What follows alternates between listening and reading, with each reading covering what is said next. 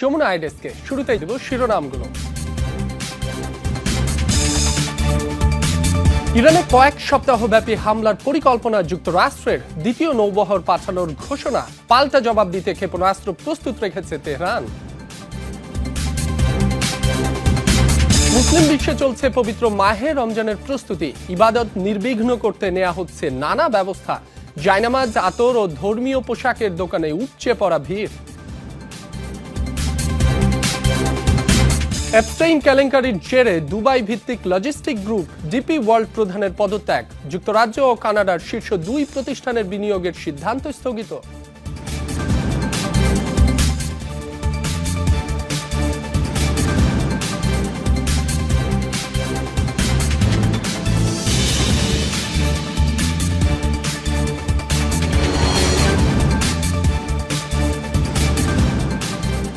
দর্শক সবাইকে আমন্ত্রণ যমুনা আইডেসকে। আন্তর্জাতিক সব শীর্ষ খবর নিয়ে আপনাদের সাথে আছি মাসুম রাব্বি।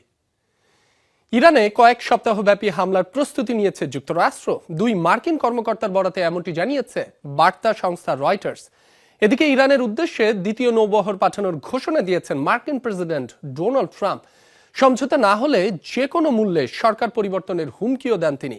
এই অবস্থায় পাল্টা জবাব দিতে নিজেদের ক্ষেপণাস্ত্র প্রস্তুত রাখার কথা জানিয়েছে তেহরান।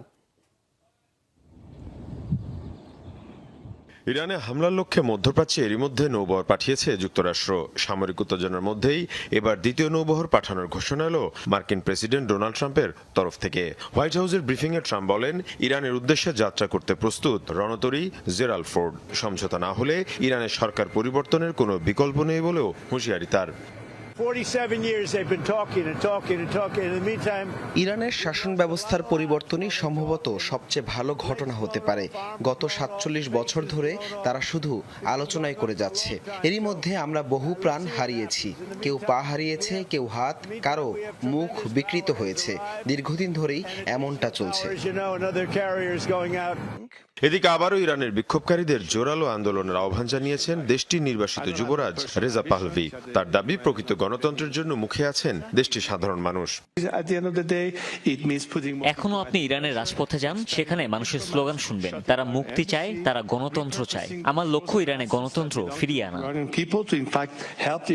এই পরিস্থিতিতে ইরানের স্পষ্ট ঘোষণা, হামলার শিকার হলে কোনো ছাড় দেওয়া হবে না। যে কোনো ধরনের জবাব দিতে প্রস্তুত রাখা হয়েছে দেশটির মিসাইল ভান্ডার। মীর মুশফিকা হাসান, যমুনা নিউজ। গাজা সম্পূর্ণ বেসামরিকীকরণের উদ্দেশ্যে ফিলিস্তিনি স্বাধীনতাকামী গোষ্ঠী হামাসের বিরুদ্ধে জোরালোভাবে তৎপর হচ্ছে আইডিএফ। হামাস সদস্যদের নিরস্ত্র